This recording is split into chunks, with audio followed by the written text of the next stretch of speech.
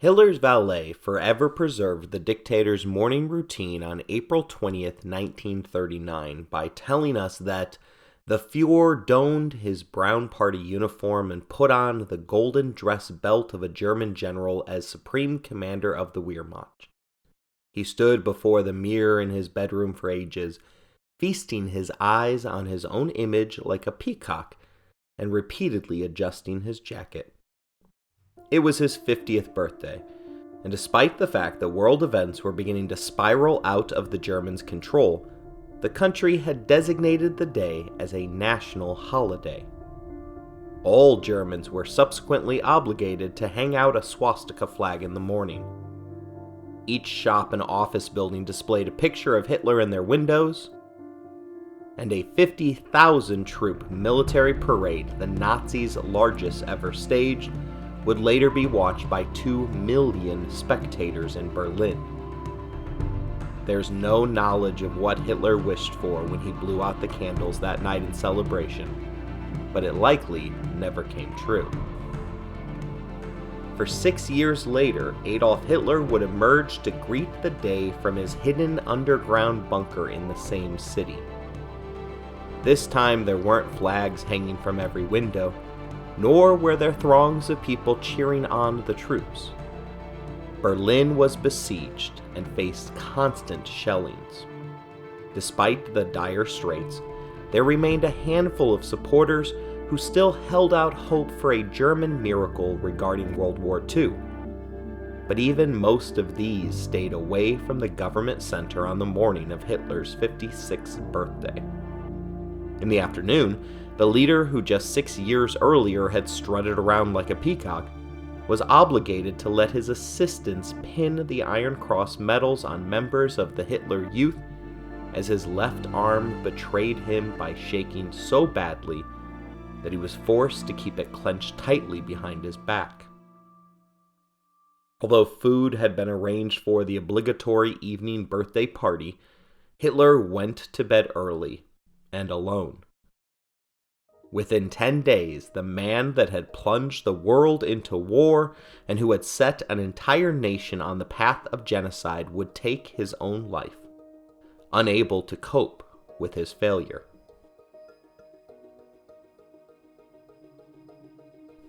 You're listening to Anarchy, Empires, and Other Notable Moments, a podcast designed for deep dives to assist in the teaching of history. This is episode 7 in our series on Adolf Hitler, his death and legacy.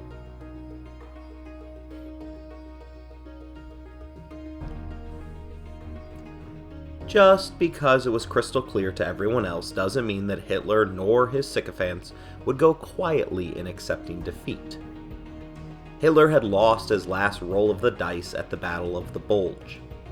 January 25th, 1945 began a race to the war's end, one that the Soviets would go on to win. In early 1944, General Dwight Eisenhower had stated that Berlin was the main prize. And it doesn't take an expert general to understand why. The capital city was the seat of Hitler's authority and contained the remains of the Nazi advanced weapons program, including the totality of their own atomic weapons program. The Allied Supreme Commander decided that the race to Berlin took such precedence that they refused to liberate Holocaust camps that were outside of their prescribed path. But in late March of 1945, Eisenhower called for a halt, telegramming Joseph Stalin directly that the Western forces would forego Berlin and stay behind the Elbe River. It amounted to a concession that the West had lost the race for Berlin. At this point, the Red Army was a mere 40 miles outside of the city. The Battle of the Bulge had caused the US and its allies to fall behind the Soviets, and fear of German counteroffensives were in the front of their minds. Towards the end of the war, Joseph Goebbels, the eccentric German propaganda minister, had formed the Werwolf organization. This group of specially trained soldiers were rumored to have prepared for underground guerrilla warfare on the other side of the Elbe. Goebbels communicated with the group over open public broadcasts dubbed Radio Werewolf. One such broadcast claimed that God has given up the protection of the people. Satan has taken command. We werewolves consider it our supreme duty to kill, and to kill, employing every cunning and vile in the darkness of the night, crawling, groping through towns and villages like wolves, noiselessly, mysteriously.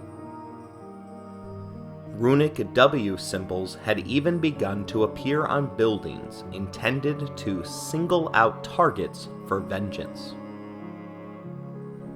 Unlike World War I, where the war never touched the German soil, and thus the stab in your back theory was allowed unfettered growth, there was no doubt as to who was winning this time. Germans who had been complicit in the crimes of their country were waking up and beginning to wonder if the West would allow them to make amends during the 11th hour of the conflict. The werewolves were a last attempt to maintain the government's control of its people, this time directly via fear and pain. They went pretty far with the allusions to the supernatural, with one broadcaster making the bold statement that, "I am so savage, I am filled with rage, Lily the werewolf is my name, I bite, I eat, I am not tame, my werewolf teeth bite the enemy." But just like everything else had for Hitler, the werewolves failed to stem the tide. Although one U.S. intelligence report asserted that the werewolves were one of the greatest threats to security in both the American and Allied zones of occupation, it turned out that Goebbels' bark was far worse than his wolves' bite. Or, as General Patton put it, the threat of werewolves and murder was bunk.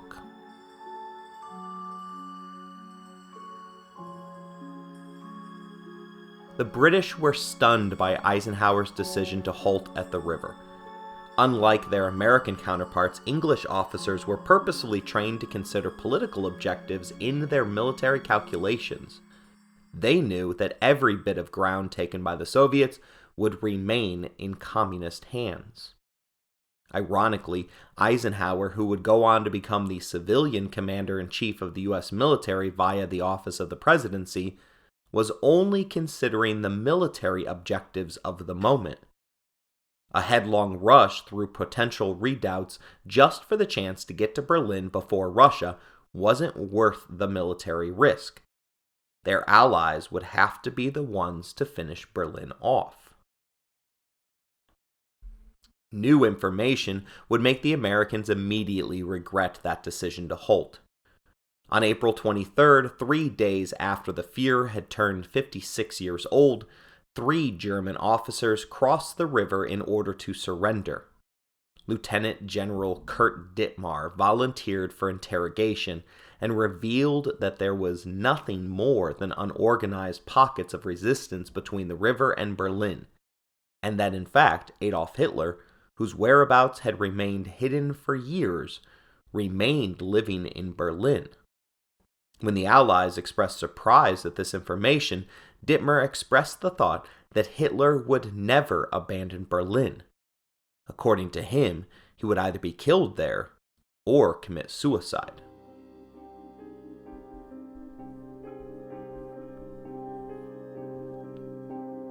Stalin didn't need a second invitation.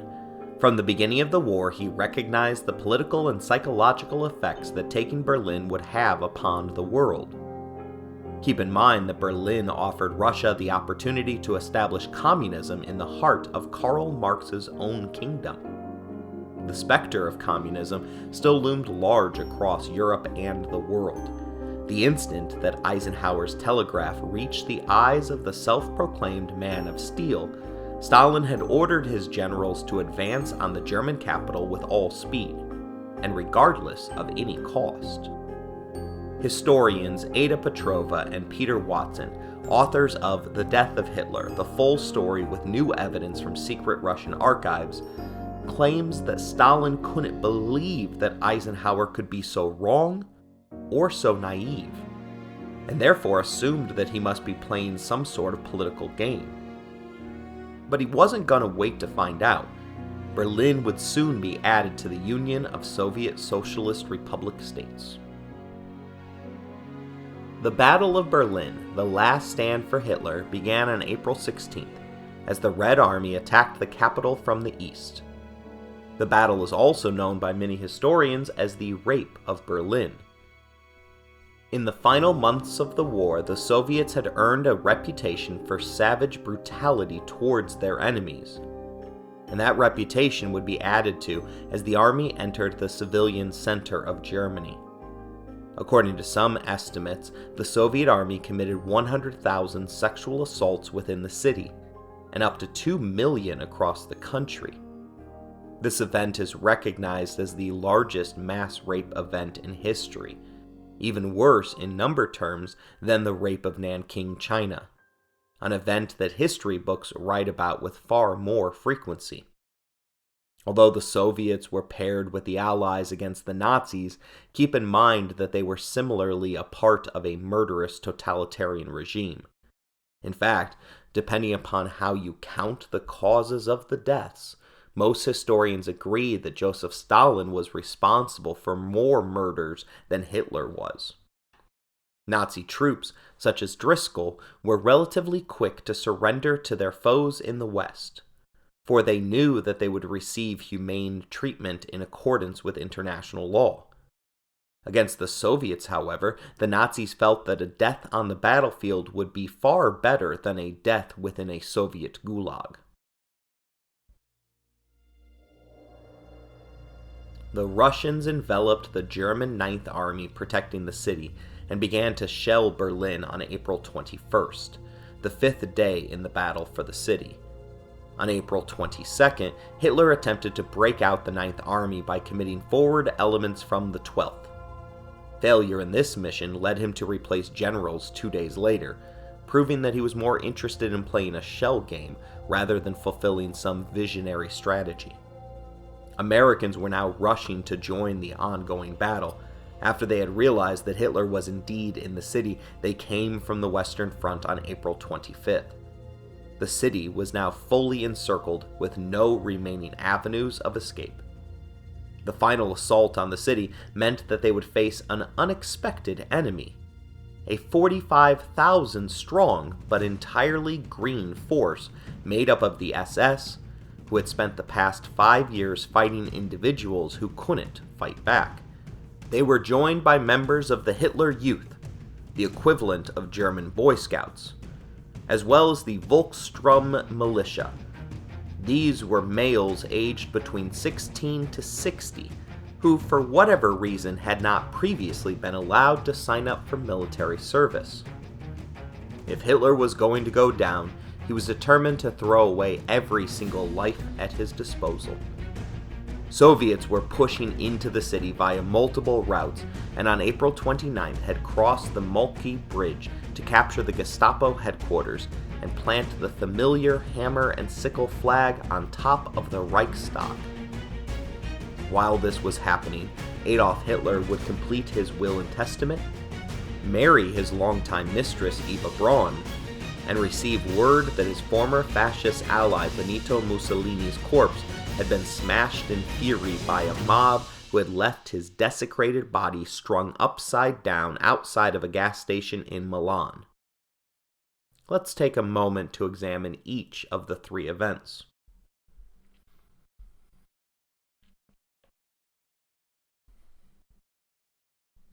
First, Hitler completed his last will and testament.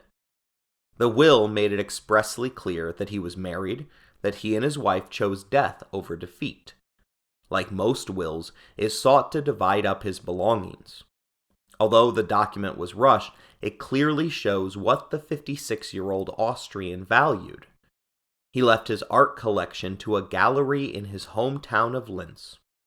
His relatives and individuals, such as his faithful housekeeper, received any objects of sentimental value, and then anything else of value would be assigned to the Nazi Party.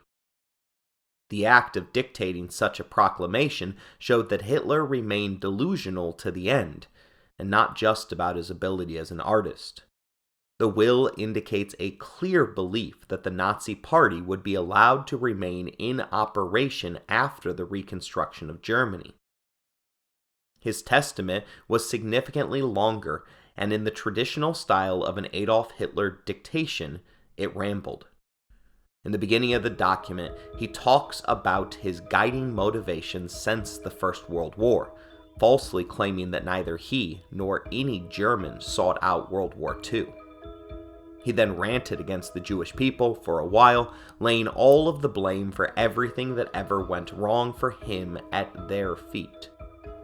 The testament suggests that it was his fear of being made into a spectacle at the hands of the international Jewry that resulted in his predetermined decision to take his life.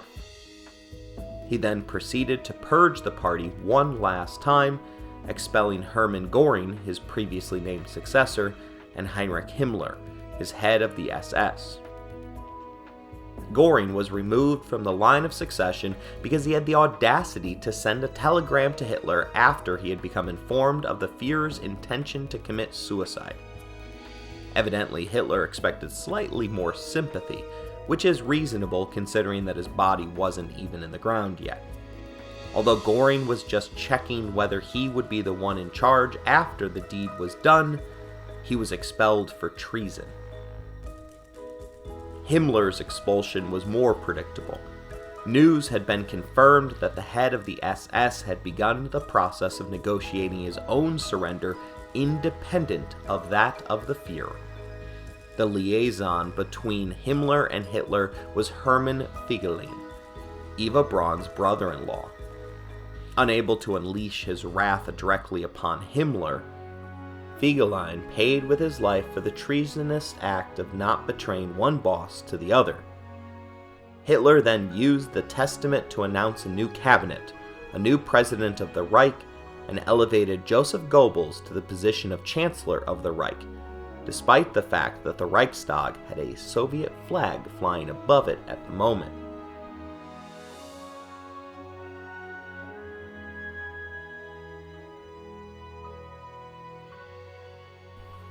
The next item on his bucket list was to marry his longtime mistress, Eva Braun.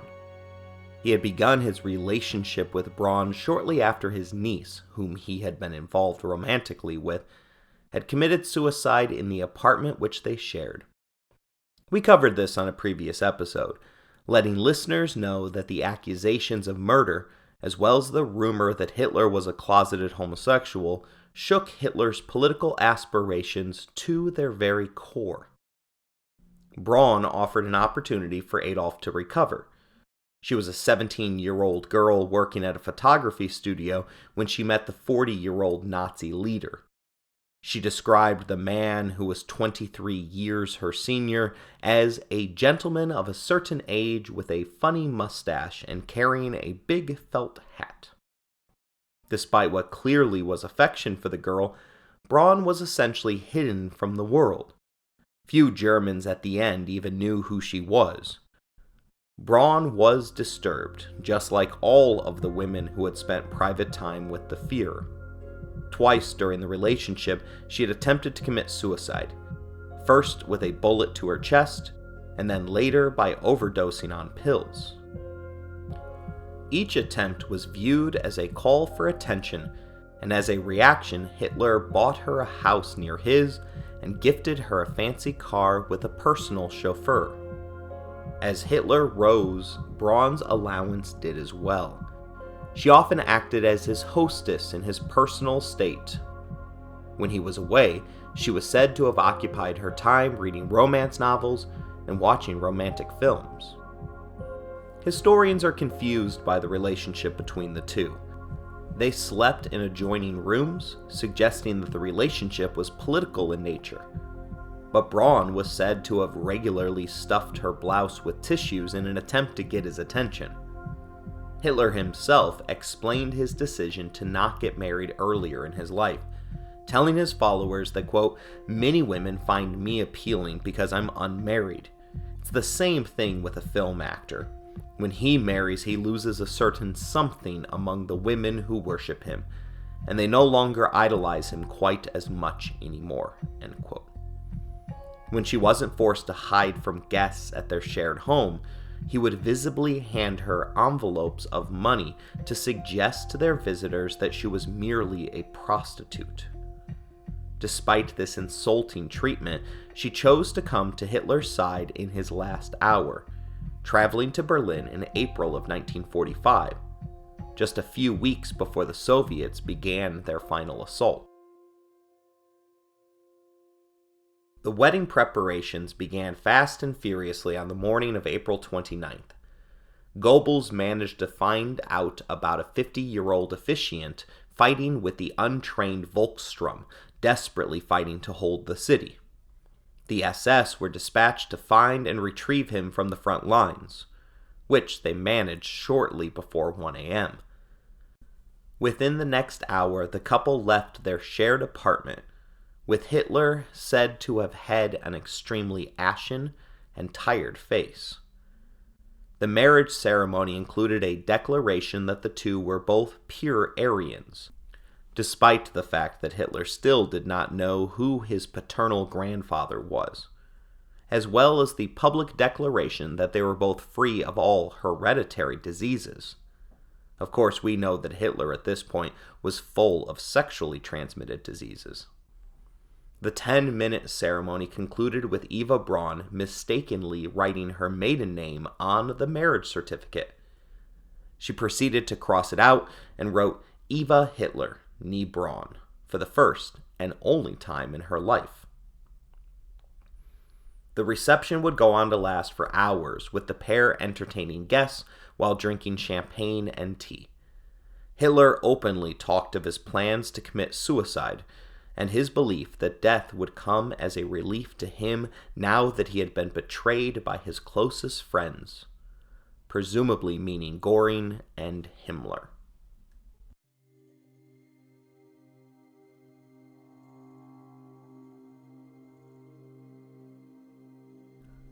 The third event that had precipitated the Führer's last actions was the discovery of the fate of the inventor of fascism, Benito Mussolini.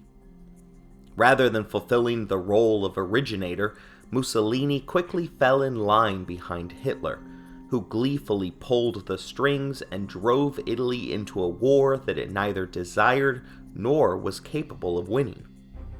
After the Allies somersaulted into the Apennine Peninsula, Benito resigned under pressure from the king, was arrested, and driven to his undisclosed prison via a Red Cross van. He was rescued 2 months later by Nazi paratroopers who raided the mountain ski resort that he had been imprisoned in. Hitler immediately restored Mussolini back to a position of power, albeit as the figurehead of the Social Republic of Italy, which only included the northernmost portions of actual Italy. As the Social Republic of Italy steadily lost ground to Italy and the Allies, Mussolini fled Milan in his Alfa Romeo sports car, dressed as a German airman. His car was stopped close to the border of Germany, and the former dictator of Italy was quickly recognized. Apparently, the dictator tradition of making everyone plaster a picture of yourself on every building might not be the best idea if you ever have to remain incognito. A few days after he was apprehended at the border, he was placed against a wall and executed via machine gun fire. On April 29th, his corpse was desecrated and hung upside down, attached to the roof of a run-of-the-mill gas station. The National World War II Museum of New Orleans eloquently writes about Mussolini's final indignity, saying, "The posthumous desecration, the man who had once strutted across the world stage, now dangling by his heels next to his mistress. A maddened crowd howling epithets of hatred and derision, cursing, spitting on the corpses. A woman stepping forward and pumping 5 bullets into his body. For my 5 dead sons, she said. Some of these same folk had probably chanted Duce, Duce once upon a time, perhaps not so long ago. Nonetheless, the sentiments were real, and in Mussolini's case, utterly deserved. It was, as the New York Times put it, a fitting end to a wretched life. According to statements made by Hermann Göring at the Nuremberg trials, Hitler had vowed that a similar spectacle would never be allowed to happen to him. British historian Ian Kershaw isn't quite sure how much of the details that Hitler heard, but suggests that if he did learn the full gory tale of Mussolini's death, it could have done no more than confirm his anxiety to take his own life before that choice was taken from him, as well as the need to prevent his body from being seized by his enemies.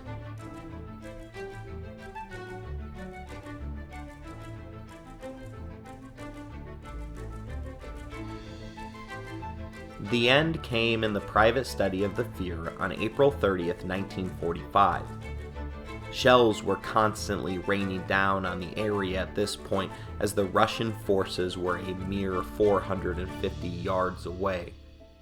Hitler walked in with his pistol, and his wife of one day entered armed only with a cyanide capsule.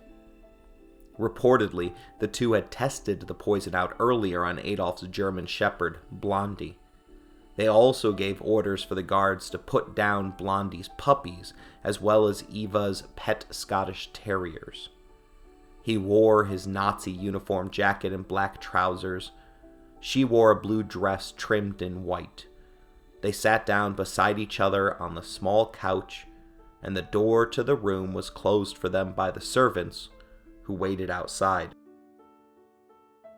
The Washington Post reported on the event for the 75th anniversary of Hitler's death. In the piece, historian Ian Kershaw proclaims that there was no sound heard from the study, as the bombing suffocated all sound from the area. 10 minutes passed after Hitler's valet smelled rather than heard the discharged gun. He went in to see both deceased, Hitler with a bullet hole in his right temple, and Braun was slumped to his left, reeking of cyanide. Her contorted face betrayed how she had died, he said. Per his orders, 47 gallons of gasoline were found, and the bodies were removed from the chamber and brought up to the ground-level garden of the bunker. Goebbels lit the matches, but the wind was too strong. Someone then suggested using a hand grenade, before another found a torch. After the impromptu cremation was performed, the two's remains were buried in the garden. They then went to the bunker and began to burn any and all evidence, including the blood-stained carpet, his uniforms, and medicines. Goebbels next saw to his own family. His wife had a medical assistant give their 6 children a shot of morphine to knock them out, so they didn't notice when Hitler's personal doctor crushed cyanide in their limp mouths. Goebbels' wife wrote to her older son, who had already become interned as a POW, that, quote, "They are too good for the life that would follow." The parents then went up to the garden, took cyanide themselves, and were shot by their guards. Although the intent was to ensure that their bodies couldn't be desecrated by the Russian soldiers, the lack of obvious remains resulted in conspiracy theories that disappointingly remained decades after the events. The majority of which claimed that Adolf had survived the war and lived out the rest of his life in South America, which in fact was where a number of high-profile Nazis fled to. Many of these, including Joseph Mengele, were then hunted down by the Israelis. The stories were rampant, and the top levels of the spy community investigated them thoroughly. This included an opened and closed file by America's head of the FBI, J. Edgar Hoover. The long-standing rumor of survival again popped up in 2009 after the US performed modern DNA testing on a piece of bone that the Russians had always claimed was Hitler's. It turns out that the bone, however, was from a female rather than a male. This didn't mean that Hitler hadn't died in the method that we just discussed. It just meant that the Russians had grabbed the wrong person's bone from the burned-out garden.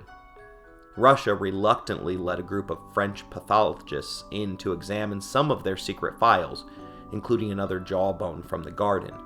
And this group once again confirmed what we have always known, and what NPR was forced to report in some tongue-in-cheek commentary. This was the first time that researchers outside of Russia were allowed to access the teeth. Hitler had notoriously bad teeth, and at the time he died, only a few of his own remained. The remains revealed no trace of meat, consistent with the fact that he was a vegetarian. The article continues that the teeth were also readily identifiable because of conspicuous and unusual bridge work that had been intimately described by Hitler's personal dentist. NPR continued by saying, "The teeth are authentic. There is no possible doubt," according to lead pathologist Philippe Collier. Here is where the tongue-in-cheek portion comes in. We can stop all the conspiracy theories about Hitler. He did not flee to Argentina in a submarine. He is not in a hidden base in Antarctica or on the dark side of the moon. That's right, the moon. As the Telegraph wrote in 2009, the Nazi development late in the war of high-technology weapons, including the V-2, an early ballistic missile, and the Me-262 jet fighter, inspired some to believe that Germany had secretly won the space race. It was also suggested that the Nazis had made contact with UFOs, and that they had made it to the moon as early as 1942.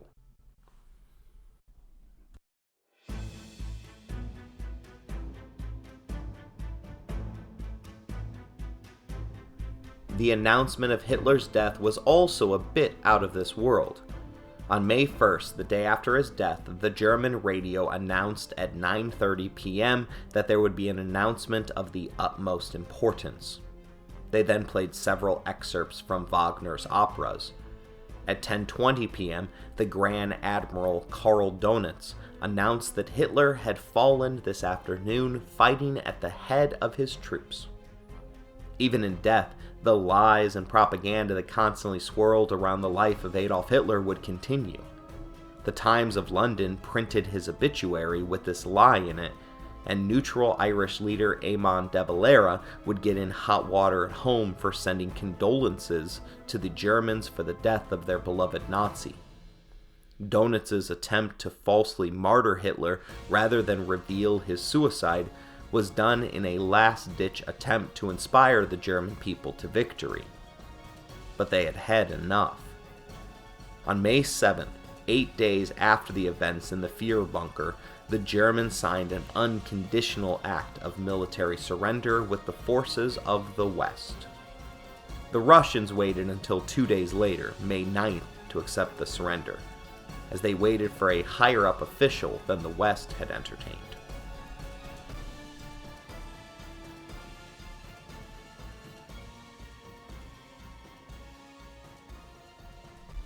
Hardcore History, a tremendous long-form podcast by Dan Carlin, pitches a book idea regarding Hitler.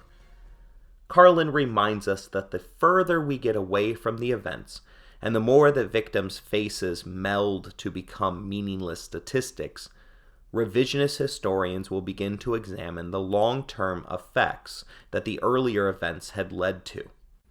These effects, many of which are positive results that may or may not have occurred without the tragic events, begin to turn positives out of the negatives. Carlin's pitch is that hundreds of years from now, someone will write about all of the positives that came out of World War II, and mistakenly suggest that none of it would have come about without the rise of Adolf Hitler, thus mistakenly crediting Hitler with the good that followed.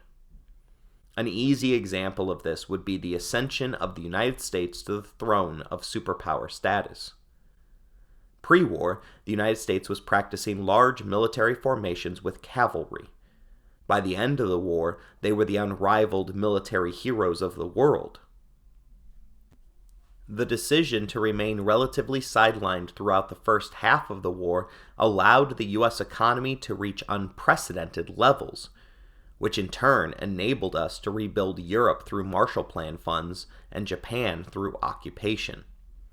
The liberal order, which dominated the world for the next 60 years, was birthed from the ashes of Hitler's war. George Friedman, a historian that specializes on geopolitical forecasting, has already attempted to quantify the outcome of World War II on the United States. In an article for Forbes, he admits to the challenge of claiming any positives from such evil events. He states, quote, "I had to dismiss from my mind the many acts of gratuitous evil that Hitler committed. It is hard to dismiss those, but in a sense they left little legacy to the world except for the realization that civilization is a thin layer over humanity's beastly savagery." In the analysis that follows, Friedman reminds us that Hitler's legacy includes the decimation of European hegemony and the loss of anything resembling its traditional transcendent ambition. When we look at the historical record of British and French imperialism, this is undoubtedly a positive for the world. There was also a massive decline in Christian church attendance throughout Europe, with Friedman crediting Hitler for the coup d'etat to finish off what the Enlightenment had already begun. This secularized Europe turned to an attitude that it was fine to just make a good living, and not dig into grandiose, profound thinking, knowing that those grand thoughts had previously ended in a dark, hopeless tunnel. Rather than spreading Bolshevik ideas around the globe as he feared, Hitler's rise and subsequent defeat unleashed the United States with its unique brand of unfettered capitalism upon the world. Friedman writes, "Hitler drew the Americans into the heart of Europe. He destroyed the dams that Europe had built around itself." Likewise, Hitler couldn't have imagined that his Holocaust, which resulted in the death of 2 out of every 3 European Jews, would contribute to the creation of the Zionist Jewish state of Israel. Cast out of their historical homeland during the diaspora, the decentralized existence of the Jewish people had meant that they were the minority everywhere and the majority nowhere. If Americans are in danger in the world, we would expect the American government to come to their aid. Today, the same can be said of Israel and the Jewish people. Although the Holocaust didn't directly result in the creation of Israel, it clearly influenced Britain's decision to allow 1 million Jews to emigrate into their territory of Palestine. When the Jewish settlers declared independence, ahead of the date that the Palestinians had been promised, the British either shrugged their shoulders or tore off the Union Jack flag on their uniform to stay and help them achieve their independence. Furthermore, the highly militarized state of Israel, where each citizen is obligated to complete 2 years of military service, was a direct result of the Jewish people remembering intimately what happened if one did not immediately lash out against threats to their life and liberty. But the rise of America and Israel can't erase the shadow that Hitler still casts over the world. Hitler created a path for right-wing populist extremists to legitimately rise to power. Those neo-Nazi skinheads and the threat that they pose to the world remain to this very day. Historical sites, such as the location where Hitler was born, have had to be torn down to prevent right-wing extremists from turning them into shrines. I was flabbergasted a decade ago to see a court case where a Virginian family had sued their local Walmart for refusing to make a cake for their son's 3rd birthday party. The kid's first name was Adolf, and his middle name was Hitler. Copycats have gone on to use portions of Hitler's playbook for their own gains. Take, for instance, Vladimir Putin's invasion of Crimea, which was done by sending in agitators to cause problems, then claiming that ethnic Russians were being oppressed and that it was his duty as the leader of Russia to go and protect his ethnic relatives. After the invasion, the Russians even copied Hitler's phony plebiscite method of justifying it after the fact. Just as the world had in the 30s, appeasement was the reactionary order for the day. Martin Lee wrote that the United States is vulnerable to the rise of right-wing extremism in his 1997 book, The Beast Reawakens. Lee reminds us of links that have been camouflaged between right-wing extremists and militia members, as well as politicians that demonize foreigners to exploit irrational fears. Although he is clearly not anywhere close to the scale of the evil incarnate that was Hitler, there are now a plethora of books which attempt to connect former US President Donald Trump as one who is at least inspired by what the German Führer accomplished. Trump hasn't helped himself by attempting to say good things about Hitler, as he did before a celebration of Armistice Day. Hitler's own term of the big lie is now regularly talked about in America in conjunction with the January 6th Capitol insurrection during his administration. All evidence that history does, in some way, repeat itself. For Germans, the legacy of Hitler is profoundly complicated.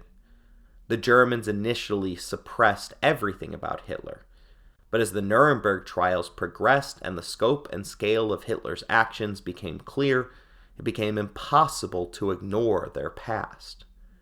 West Germany, occupied by the Western powers, became ashamed and rarely would publicly fly their German flags or talk about their country's history, neither recent events nor even long ago actions. On the other hand, East Germany, controlled by the Soviet Union, leaned hard into nationalism, believing that the socialists inside and outside of Germany were the ones that rose up to prevent Hitler from ultimately succeeding in his aims. The Economist tells us that today things have changed again, as there has been a parallel trend towards what Germans call Hitler porn and Hitler kitsch. The Führer became a marketing tool. It started in the 1980s when Stern, a magazine, published what it alleged was Hitler's diary, a sensation that turned out to be a fake. Since the 1990s, the History Channel on German television has aired almost nightly documentaries on Hitler's women, henchmen, last days, ailments, table silver, or German Shepherd dog called Blondie. Any footage of the small man with the toothbrush mustache draws an audience. In that way, Hitler has become like sex and violence, bait to sell copies or to grab attention. But this fascination also suggests a new distance. Most of the audience, after all, now have no personal recollection of Hitler. This explains another genre, according to The Economist: satire. During his lifetime, it was Germany's enemies who parodied Hitler, as in Charlie Chaplin's film of 1940, The Great Dictator. But in 1998, Walter Moors became the first German satirist to score a hit with a comic strip, Adolf die Nazi Sau, Adolf the Nazi Pig. Its producer called the character the greatest pop star we've ever created. The latest bestseller in Germany is Look Who's Back by Timur Vermes. Translated into English, the story imagines Hitler waking up in today's Berlin near his old bunker. Disoriented at first, he so amuses everybody he meets, including his Turkish dry cleaner, that he is launched on in a meteoric career as a comedian. This has continued to our current day, with movies such as Jojo Rabbit, where the Führer is reimagined as a boy's demented imaginary friend. The British were on the forefront of making fun of the Führer, and it started surprisingly early, like before the London Blitz 1940 early. It was illegal to listen to foreign transmissions in Germany, but England sent them over the airways anyways. Der Führersprit was the first of many Hitler parodies written specifically for a German audience, and one that was written clearly so that the Germans knew the source of the ridicule was from across the channel. The shows had an effect. After the war, a flood of thank yous had arrived, including one that thanked the BBC, and the BBC alone, for giving them the moral strength not to become complicit. The creator of the program, Robert Lucas, points out that humor is a weapon that dictators aren't equipped to deal with. Lucas reveals, like any other tyranny, National Socialism was completely humorless. Still, there is the danger that laughing at the man makes us forget the lessons that need to be learned from that time period. In 1998, cartoonist Walter Moores published a storyline where Hitler had an affair with Göring, before going on to try and take over the world with Princess Diana. Klaus Cäsar Zerher, a German satirist and historian, tells The Guardian that for decades we learned to see him not as a human being, but as a demon. Now that's changing, and he's tilting over into caricature. He used to be the ultimate villain. Now he's the ultimate idiot. This approach is less directed at the Fuhrer, but at those who continue to hold him in high regard. As was true in 1940, the satire is an attempt to break through enemy lines and attack an enemy that is completely devoid of humor. It is another attempt to understand what was allowed to transpire. Still, there are those that are frustrated, even hostile, at the idea that we continue to not fully understand the man who set the world on fire and managed to commit a people to the cause of genocide. For many, it is far easier to just lay the consequences of Hitler's actions at his demonic feet, rather than attempting to understand how our human nature allowed regular people to justify their own acts in his service committed by and against our own species. But understanding Hitler can be just as dangerous as turning him into a caricature. Claude Lanzmann, one of the foremost experts on the German dictator, tells us that to understand all is to forgive all. Ron Rosenbaum took on this mission. His work explaining Hitler's sole purpose is to help us understand how a young boy in Austria became the master of the German race.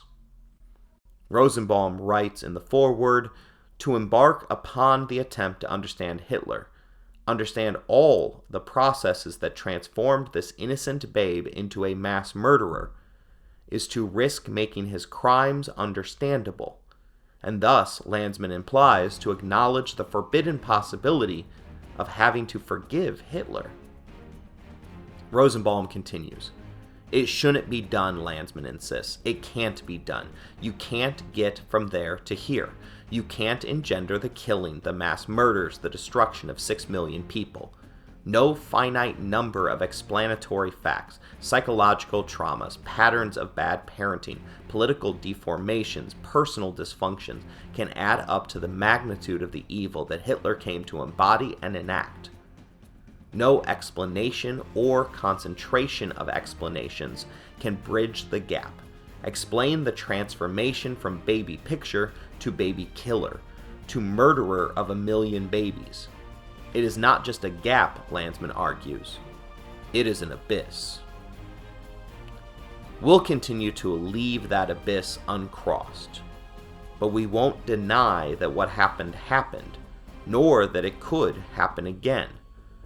Whether history repeats itself or whether it spirals out into worse outcomes, as time progresses, is for future generations to determine. But in the present, we can do what we need to do to make sure that we never become complicit in the rise of another megalomaniac.